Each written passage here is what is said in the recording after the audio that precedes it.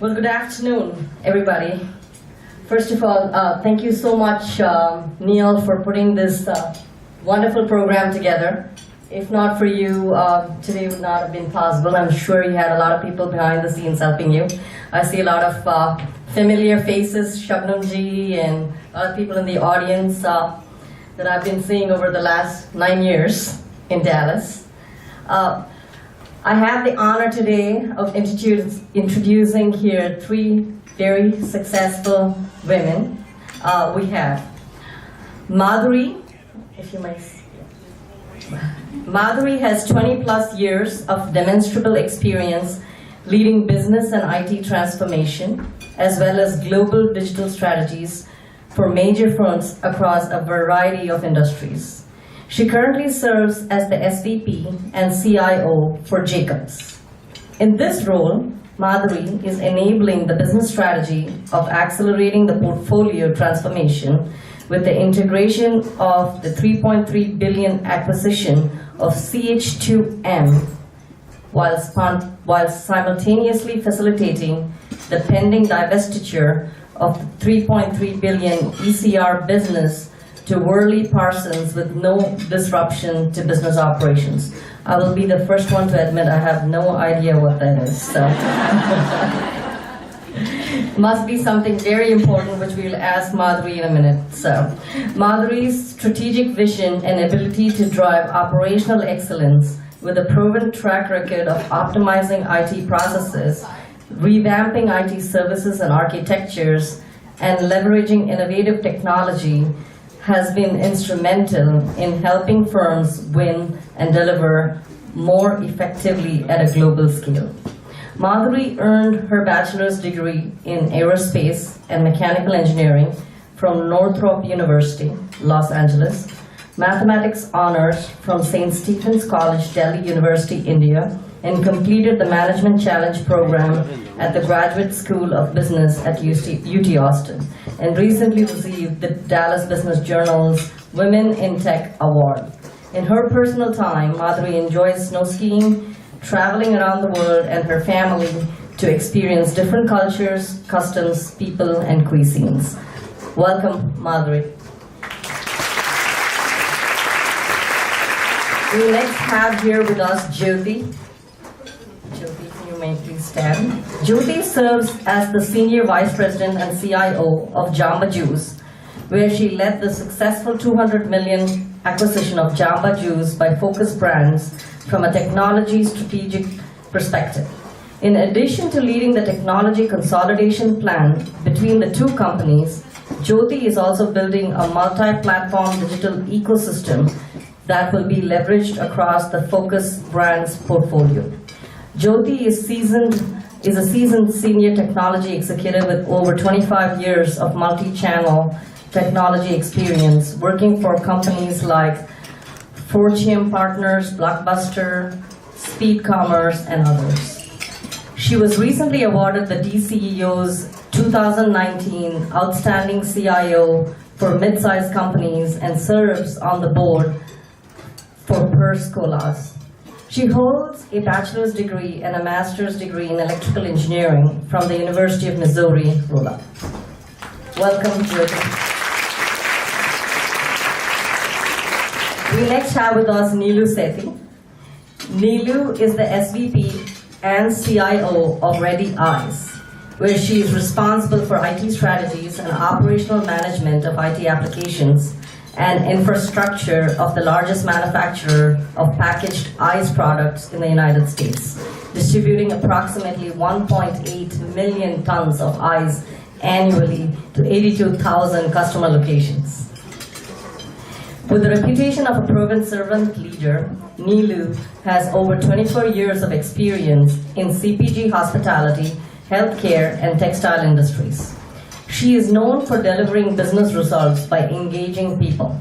She has been recognized as Top 15 Business Women in Dallas, Women in Technology, Award honoree by Dallas Business Journal, TV Gold Digital Transformer of the Year winner of 2018, American Business Awards.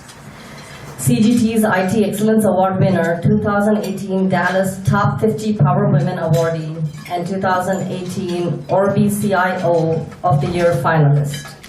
As a business technologist, Neelu offers a unique blend of executive acumen, global team leadership, IT solutions development that enables innovation, problem solving, and value creation culture. Prior to joining Ready Eyes, Neelu held various executive positions with Club Corp, Dr. Pepper, Snapple Group, and McKesson. She has successfully led IT operations, delivering a broad range of business solutions for corporate, commercial, and supply chain functions, including logistics, manufacturing, warehousing, engineering, procurement, consumer relations, facilities, and environmental health and safety. Her achievements extend across numerous disciplines, including strategy, digital transformation, delivering complex systems implementation, and enterprise-wide IT operations, including mergers and acquisitions. Neelu holds a master's degree in computer applications from Indian Institute of Technology, India, and a master's degree in mathematics from Delhi University, India. She is a motivational speaker and is an active participant of the CIO Technology Executive Network, National Diversity and Inclusion Forums, Women Leadership Groups, and serves as a board member of 2 nonprofit organizations. She lives in Dallas with her husband and their son. Welcome, Neelu. All right, is everybody ready for this power-packed session? Maybe the food is not good as of yet. I can't hear the energy in the room. Are all of you ready for this power-packed session? All right. Well, then let's get it going. So I have several questions here for all of you. So, and we have about 45 minutes. There's about 3 categories that we've got these questions divided into. Some general, some specific to technology trends, and some targeted to women in technology. So we'll try to get through them as much as possible, and we'll leave some questions for the audience.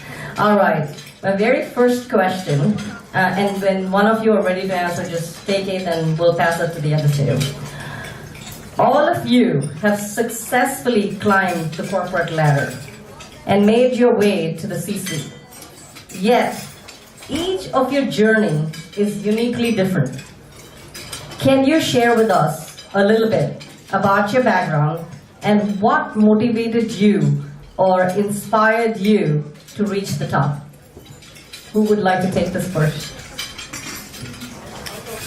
All right.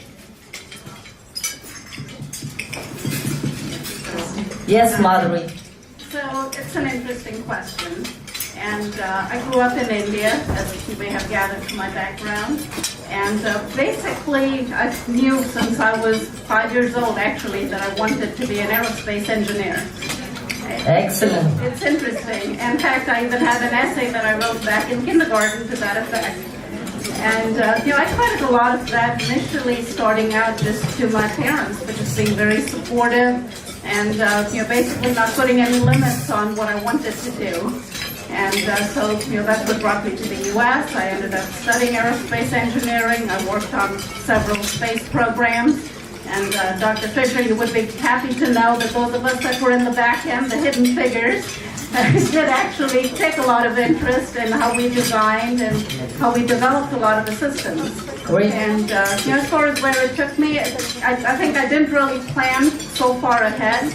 A lot of it was really, I think, keeping that childlike curiosity that sometimes we forget as we get older. We want to map out an exact path, and that's usually not what it ends up being. And so I'd say, it's always just about looking at what's right in front of you, what's the right opportunity, does it excite you? I think that's the biggest part of it. If it's something you're passionate about and you get excited about, then that's really where the next step would be. Great. If you would have asked me 20 years ago that I planned to be in the C-suite, no, I had no idea. And but certainly, the opportunities presented themselves, and you get excited. That's what takes you down that path. Thank you so much, Madhuri. Neelu, would you like to take this question? That's awesome. First of all, I feel super inspired among such power-packed women right here and among the powerful, the powerful people right here. A lot of you are making a difference outside. I think we just happen to be sitting at the stage in front of you. Just to reflect on, when I was born in India, as my Texan accent gives it away, right? I'm originally born and brought up in India. At the time, the only thing I knew was that as a little ant, I wanted to not just stay as a little ant, I wanted to have wings, even if I was a little ant. I wanted to transform from being an ant to become a butterfly. So I wanted a complete transformation. I did not know what that meant. I did not know where to go. I did not know how to start. But that's what I wanted. And that has been my North Star till today. I am still working to become that butterfly.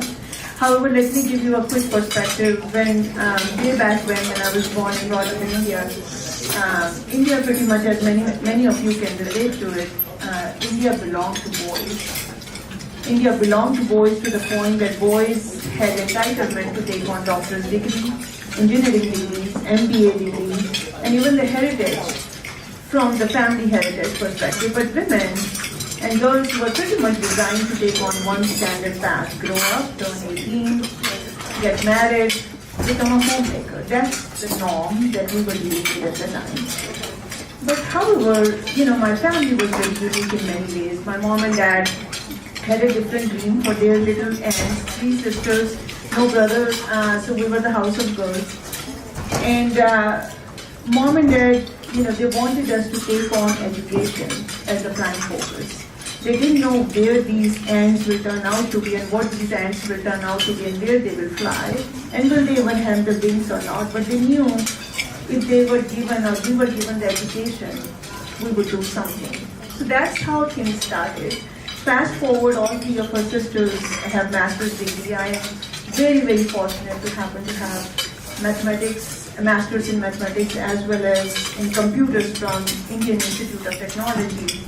As many of you know, out of the billion population of India, getting into Indian Institute of Technology at the time was such a precious moment for me. And how I got there, I have no idea.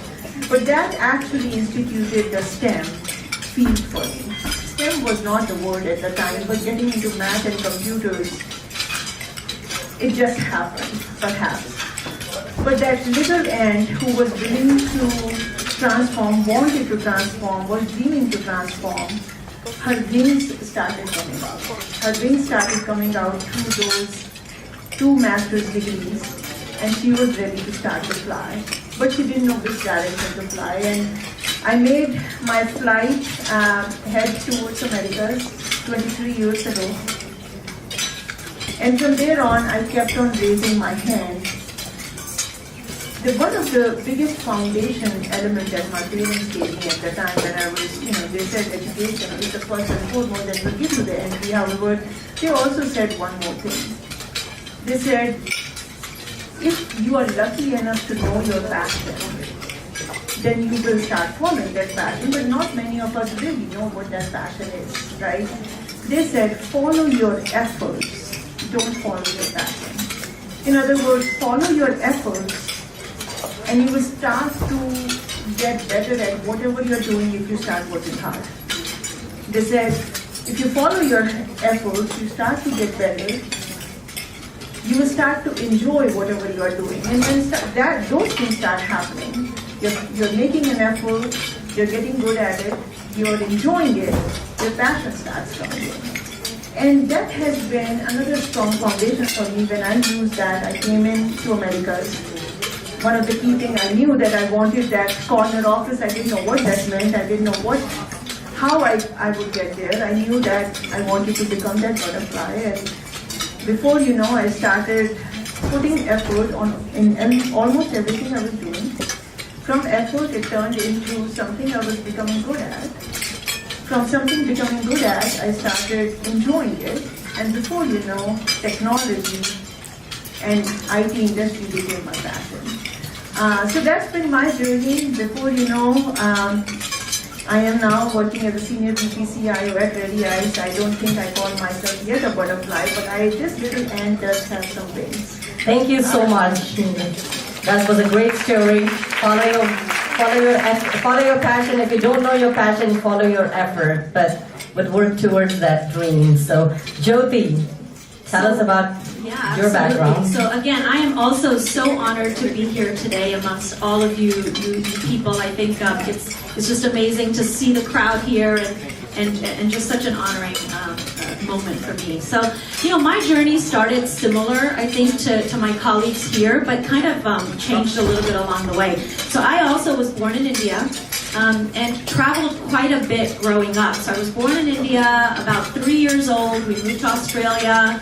And then we lived kind of back in India for a couple of years and then went to Saudi Arabia. So I lived in the Middle East for many, many years and then actually went back to India for boarding school. I did 10th, 11th, and 12th there and then came to the US for my bachelor's degree. So quite a bit of travel, and I think the reason I bring this up is because it really has molded me into who I am as a person. So from a background perspective, I actually come from a family of engineers. STEM has been in my background both on my mom's side as well as my dad's side. My dad's an engineer, my grandfather's an engineer, my mother is a master's of science, her father was an engineer, so STEM was kind of in my life from the beginning. And there was a brief moment in there that I thought, well, maybe I don't want to be an engineer, and I thought maybe I want to do medicine.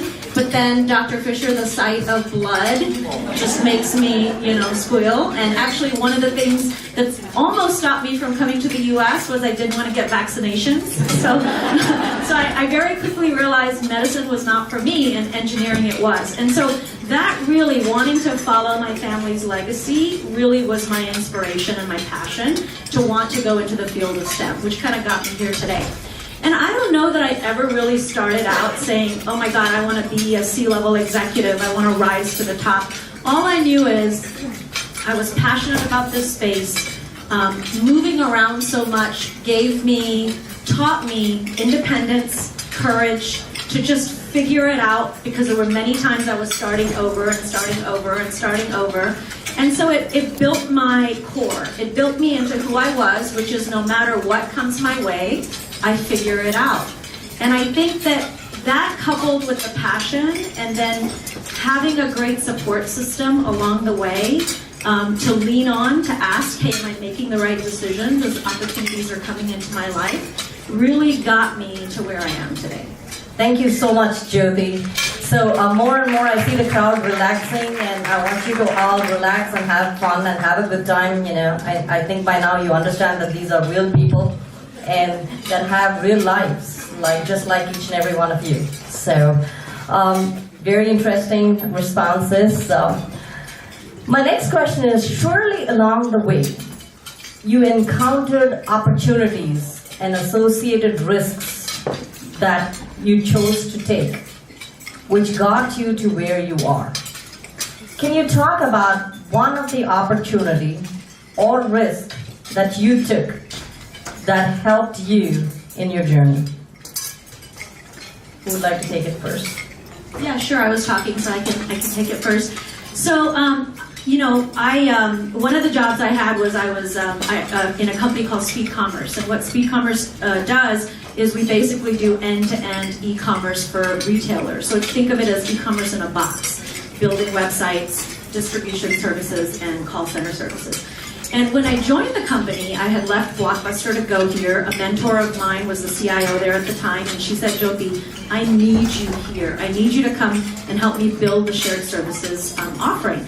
And so there I went. On a piece of paper, we talked over dinner, and I left my job, and I was there. That's how much I trusted her. So due to some really difficult circumstances, that position opened up. And the board of directors came to me and said, you know what, Jyoti, we'd like you to step into the CIO role. And sometimes wonder if they're able to go into that next role. And so I seized the opportunity, of course, and that's how I got into the C-suite role. And it was a very difficult role. I spent a lot of time building that organization and proving myself. But I never looked back. I seized the opportunity. I moved forward. I ensured that as I was taking on this kind of responsibility, I had the support at home to make sure that I was able to really put my all into this, because timing is important as well, to make sure that you have that support. I think courage is so critical. And in this case, those are the risks I took, and it really paved my path as an executive. Great. Thank you, Jyoti. Madhuri, would you like to talk about one opportunity or a risk that you took in your career? Yes, I would say at the time when I was going through it, I did not really consider it a risk, and it didn't scare me.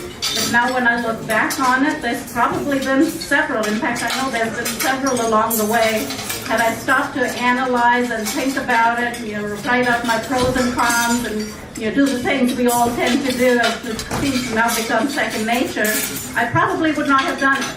And I'll just give you a couple of quick examples. One, when I left India, I was 19, and I was a middle child. I had an older sister, younger brother. Now, parents were very well educated. My mother was an English professor. She was a PhD from London. My dad was an economics major. He worked at the government. So again, was middle class, upper middle class, doing well.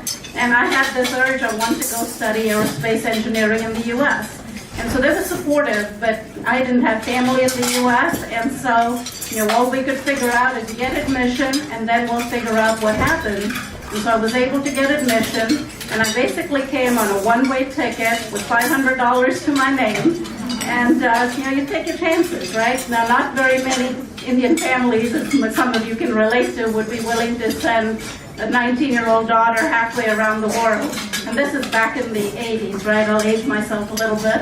But, and back in the 80s, we didn't have cell phones, or the only way we had was really to communicate through letters. That would take 10 days to get there and 10 days to hear back. And so times have definitely changed a lot. But, again, I look at it and say, had I thought about it, it was a massive risk. Right? Things may not have worked out. I was coming on a one-way ticket, but didn't know anybody in LA when I landed. And but you figure it out, right? And I think it's part of having the guts to do it. That was a big part of it. And so that's just where my journey started, I would say, to really just start taking risks. But they work out. I think it's how we approach them, how we think about it. If we start, only looking at what could go wrong, that's when we tend to run into trouble. And I think we need to be more open-minded and say it's okay to take the plunge and figure out how we're going to solve it. And I say that because it's not only relevant to our generation, but I think it's very important as we raise our kids, and mine are older in their 20s. And that's one of the things we try to do, is explain to them that it's okay to go out and venture out. And we tend to hold on, but I think it's important we just let the kids and our grandkids continue to carry that forward. So I'll take a pause there. Thank you so much. Neelam? That's amazing. Keep listening to this and say, oh my gosh, each one of you are transforming or taking those risks. So, I feel I have a clockwise risk-taking clock or something. So almost every 2 to 3 years, I start walking into that clock. What do I mean by that? I'll give you a quick story about when I was growing up in India, about 8 or 9 years old. I took on gymnastics as my sport. I remember the day when I had to do this. I had to jump off the wall and do the very precise flip, and then land through a ring. One small mistake would have just completely destroyed physically, but also credibility and whatnot. And I remember at the time, right before that flip, my feet were completely frozen. My feet refused to let go of what I could control was the ground. I was anchored in, and I was not moving. And my dad's advice, which he said, don't follow your passion, follow your energy and follow your efforts, was not going to work at the time. That's when I remember when my coach approached me, my gymnastics coach approached me and said, let go of what you can control and throw your heart over the wall and your body will follow. Very, very profound. I was too little perhaps to understand the meaning of that. He said, throw your heart over the wall and your body will follow. In other words, let go of that what you can control. Let go of that anchor, let go of that comfort zone, and learn to navigate and float in that uncertain air. And that's when you will realize how high a ceiling you can touch. Very profound. And I feel every 2 years I've been doing that. Pretty much every time I get comfortable in my job, in any role I have, I raise my hand and I let go of that anchor, let go of that comfort zone. And one of the biggest risks that I took, I was very comfortably placed as number 2 in IT. Very strong tenure, knew the business, and I decided to make a move. I wanted to take on a CIO role, and I knew that I needed to make a move from a big publicly branded company to a mid-cap company. That's the only way I'll get my first CIO gig. I knew I needed to make a move because if I continue to do what I'm doing, I will just continue to do and continue to be who I am, and I will not turn that ant into the butterfly. I will not have those wings. So I made a move, very uncomfortable. My stomach was churning. Many of you who are in the room and have seen me travel through that journey, I knocked every door. I knocked every building.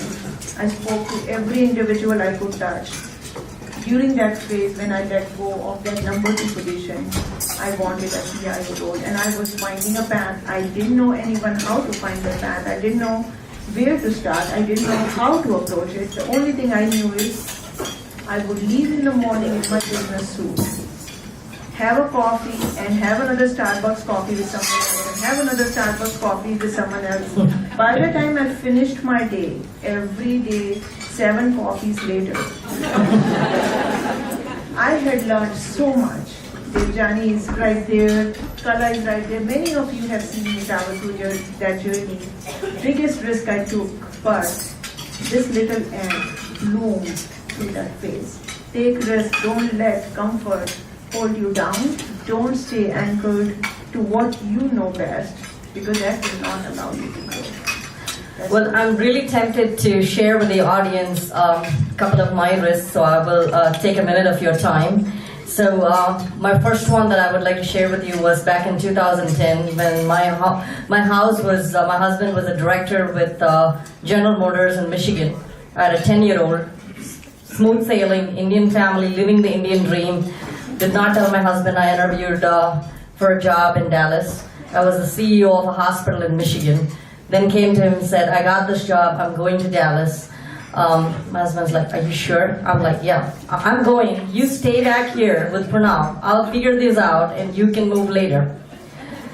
So just out of curiosity, he drove me down to Dallas and came to the parking lot of Dallas Medical Center. And this was like a 28-acre campus, just 4 cars in the parking lot. There's, I think, maybe 6 patients in the hospital. The hospital was losing like $2 million a month. And he got on from the car and he said, Rashi, it's okay if you made a mistake. We can turn around and go back. I'm like, no, I want to do this. I really want to do this. I want to turn around this hospital. I know I can do this. But I'm not going to know if I don't try. And when I left Dallas Medical Center, we were making $18 million in profit. We successfully turned it around. So that was one of the major risks I took.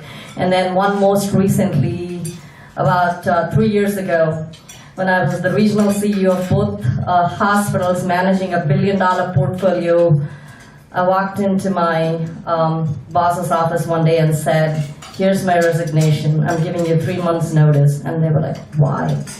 Because I think I want to be an entrepreneur. So I left my career at its peak to start my own chain of businesses, and both were the best risks I've ever taken in my life. And today, me and my business partner, we own Crescent Medical Center and several other healthcare companies. So I would encourage everybody in this audience that complacency is the worst thing. There's nothing called calculated risk. I don't know what that word or term is, calculated risk.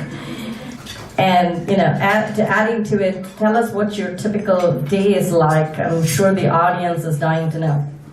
Let me go first. This is interesting. So when I took on my first CIO role, with a full excitement. I was so excited that I did not even ask all the right questions I should have asked during the interview. So I walk in first day, and I'm trying to figure out what is happening. I know technology, I know how to implement systems, how to drive results, how to engage people. How hard is it going to be? And for God's sake, Ready Ice only sells 1.8 million tons of ice on a yearly basis with 140 locations. Supply chain is super strong. However, what I did not ask is what all systems and team and the talent that exist on the floor. They had unfortunately gone live with the ERP system that had gone south. When I say south, it was really south. I walk in, I started lifting pretty much every stone I lifted, I found ants, and so let me put this back. Picked up another stone, bigger ants, I put those back. In other words, multiple ERP system, no systems talking to each other. Talent was all over the place. No one was in the building, dispersed throughout the nation. No one close to my business could not explain what was going on. Multiple views of my customer. My customer, as you can imagine, we sell our ice to Walmarts and CVS and Walgreens of the world. Anyone you asked, they would give me a different view of Walmart. 25 different versions of Walmart in the systems. Fast forward, my job truly became, I had to understand how many stones am I dealing with, how many big snakes that are running underneath those stones.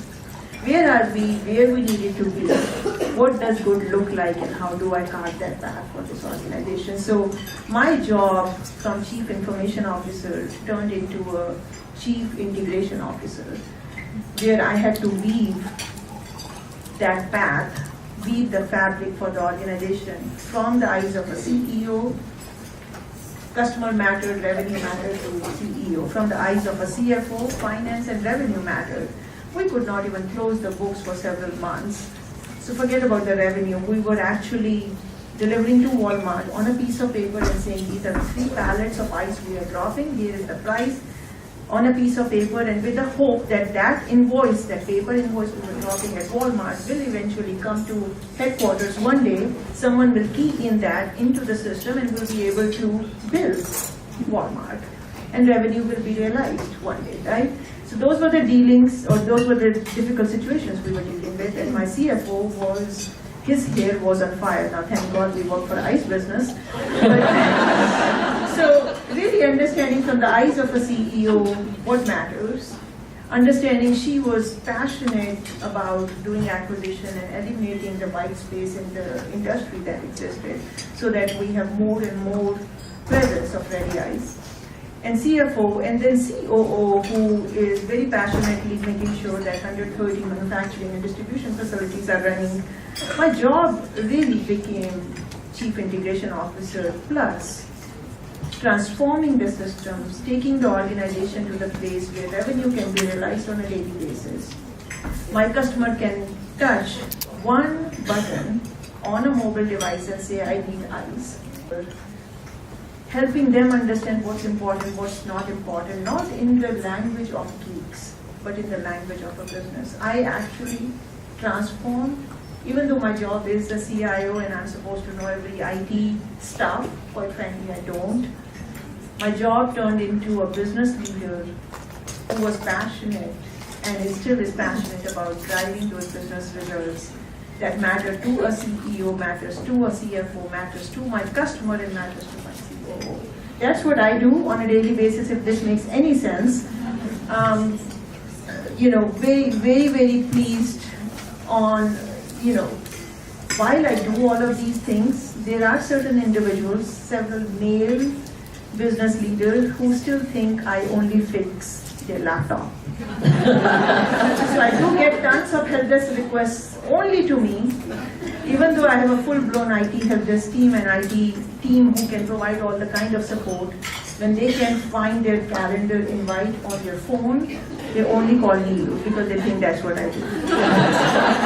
Thank you so much, Jyoti. I don't think we can ever get away from that. That happens all the time. So, I think the way I want to approach this question is really who am I and how do I approach businesses when I take on the role. So I would say I'm a technology-driven business leader. And it's important to say that because technology today is really transformation. It doesn't matter what industry it's in. It doesn't matter what your role is across all the different types of positions. You really have to understand the business and what your role is contributing towards that business. And so, most of the roles I take on are transformational in nature, which means either something's broken and it has to get fixed, or we're trying to build something or grow something. So inherently, with those types of roles, the first thing from a leadership perspective is to come in and really understand the landscape. So what's broken, right? There's lots of rocks you're going to pick up, and underneath you're going to find a lot of issues. Very quickly, I have to decipher where are the largest issues that have the biggest impact. And from that, you very quickly develop a roadmap, right? What do I need to fix first, second, and third? And then what type of team do I have? Is the team ready to support that roadmap? Is my leadership team and my peer group ready to understand and agree with that roadmap? I think alignment is very critical as a CIO in what I do every day. So my role may be technology, and it may be understanding the nuts and bolts of the architecture and the security and the compliance. But beyond that, where I probably spend most of my time is building the right organization, because you're only as good as your team, and understanding that you need to delegate because you can't do it all, and building that trust within your organization because they are the voice to your business partners. We all are the voice to our business partners. So ensuring you have the right talent that surrounds you and the right relationships with your peers is very critical in being successful. So where I spend a lot of time is aligning with the CEO and aligning with my peers in marketing, operations, legal, etc. I, in Jamba Juice, often refer to my role as being a critical piece of a stool, a three-legged stool. Marketing, operations, and technology are those three legs. And if any one of those legs is broken, the experience and the brand and the consumer suffers. So take, Jamba Juice, we have 800 locations across the country. We've recently been acquired by Focus Brands that has 6 other brands making up, thousands of stores. So where I focus is consumer and brand. That's where the technologies are focused.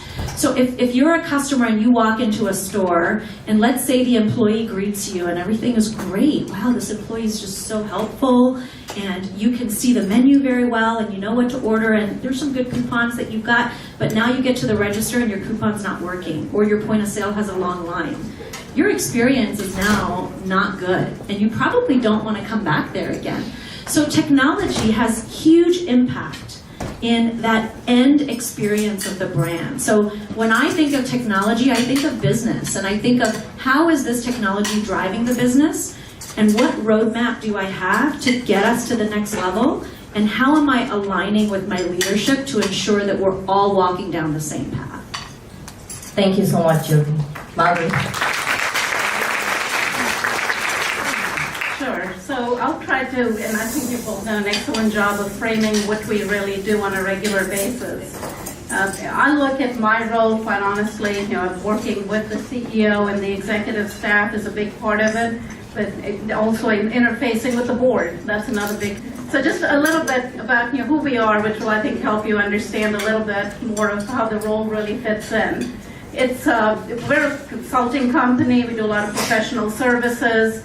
We do buildings, advanced facilities. We'll run, a lot of construction projects. We're putting up very advanced facilities. We do a lot in the aerospace and defense market as well.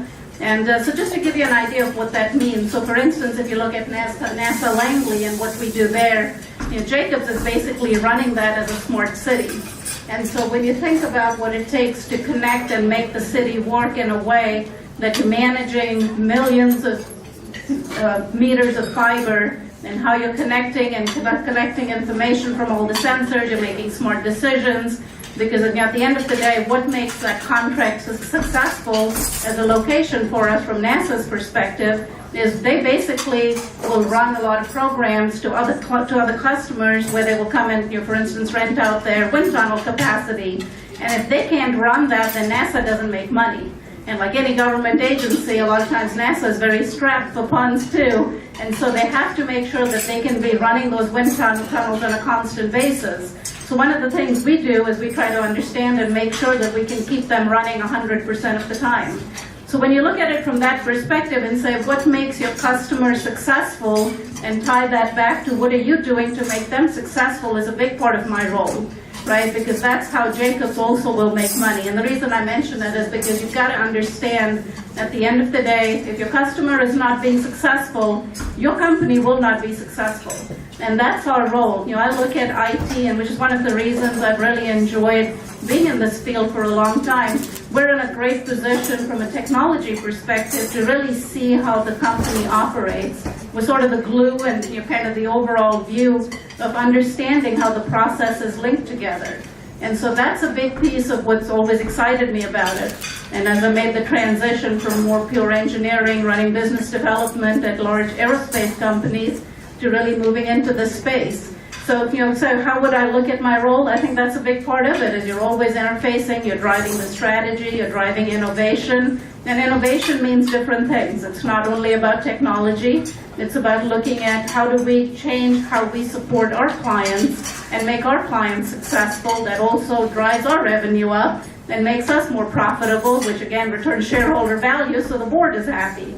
Right, so it's about connecting all those dots and really making sure we understand that what we do on a regular basis really drives the business. Now, having said that, it's your typical, right? Everyone talks about its people, process, and technology, and that's true. Technology really is your third leg of that stool. Our people are what make the difference. And I've got thousands of people spread all over the globe, literally, and how you get them to work effectively to deliver to our clients is very important. And so you have to drive making sure they understand the mission of the company, where they fit into that, how can they make a difference. And it's really when you get that going, that's when you really get the energy and you get the lift. Now, I always like to say, and I say this to my team all the time, I'm probably the dumbest person in the room, and that's the reason they are there, because they really understand how to make it all come together. We're there to help put the story together, make sure it connects with the strategic vision, connects with where we're trying to go as a company, but then they really drive the culture. Our direct reports do, and all the way through the organization, in how they interact on a daily basis. We're not out there with the clients every day. We can't be. We're spread out literally around the world. So it's those people that really understand and are the lifeblood of what they bring to the table. And then it's really leveraging, and like I talked earlier about, it's connecting those processes of how do we engage as a company and be innovative in our thinking to really connect it and deliver. So that's kind of in a nutshell what my role is on a daily basis. Thank you so much, Madhuri. Oh my God, that's a lot for us to digest among the three of you. I think we've already digested our energy through our food is all gone. We're ready for our next meal now. All right, we're running out of time, so I'm going to actually give you guys your last question of the afternoon. I'm going to try to pack it with like 2 or 3 other questions all attached so we can get the most out of this session. Women in technology. The internet is full of reports saying that women are underrepresented in technology and in leadership positions across the world. What are some insights that you can provide that would help us understand why we are seeing these trends? Have you ever experienced a glass ceiling in your journey, and if so, how have you overcome that? And what role has networking and mentoring played in your career as a woman in technology? So I've really weaved 3 questions for you, so we'll give you each a few minutes to take them. Sure, I'll go first. So let's start with kind of mentoring and the role that's played. I mean, huge, right? So for me, in my entire career, just to put that in perspective, the only time I have ever interviewed for a job was when I went to Blockbuster. out of all the different roles, every single one, from the time that I graduated from my master's, all the way to today, only once have I interviewed with a job where I did not know anybody in that company. Every other job was networking, mentoring, knowing someone there that I could understand the organization with, understand what I was getting into. And so networking is so critical, especially I think for women, and especially in this day and age, because most of the roles a lot of times happen, they're out there before they actually even get posted. Especially as you're looking for roles as you move up in your career, it becomes even more and more important. So I think sponsorship is extremely important, networking is extremely important, and having great mentors, and I don't mean just women mentors, male and female mentors in your career that you have the ability to have as a support system is very critical. As far as glass ceiling, I'm going to turn that question around a little. I don't know that I've personally experienced a glass ceiling, but I definitely have maneuvered myself into organizations where I believe I can be successful. If there's an organization looking for an opportunity that is male-dominated, that there's no women anywhere in the leadership team, but they're looking to make change, how successful can you be? How real is the change they're looking for? Is it going to be an uphill battle? I may not want to be a part of that organization. I may want to go to an organization where diversity is there, where I do see women in leadership positions, or I have mentors that can say, yeah, you can be successful here. So I think some of it is taking control of that yourself and ensuring that you're guiding your career in a way that allows you to be successful, have opportunities, and also, I want to say balance, but flexibility is a better word. Because I don't believe that there's really work-life balance. I believe you need flexibility. The ability to leave a meeting because your child is sick and you need to go. Or the ability to be at a soccer game and take a call on the weekend because you need to take that call.